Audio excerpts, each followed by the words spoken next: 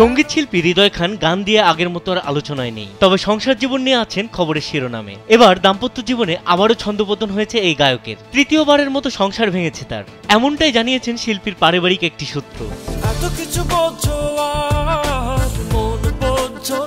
হৃদয় খানের প্রথম স্ত্রীর নাম পূর্ণিমা আক্তার, যাকে তিনি মিডিয়াতে পা দেওয়ার পরপরই বিয়ে করেন। এরপর তিনি প্রেমের সম্পর্কে জড়ান মডেল অভিনেত্রী সুজানা জাফরের সঙ্গে। তাকে 2015 সালের 1 আগস্ট বিয়ে করেন। বছর পার হতেই 2016 সালের 6 এপ্রিল বিচ্ছেদ হয় তাদের। সুজানার সঙ্গে ডিভোর্সের কিছুদিন পরেই 2017 সালের 10 ডিসেম্বর পারিবারিক আয়োজনে হুমায়রাকে বিয়ে করেন হৃদয় খান।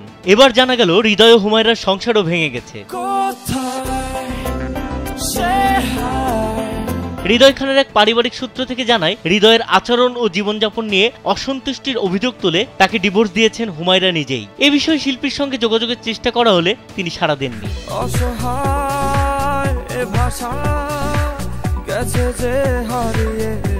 বিনোদন ডেস্ক, কালবেলা।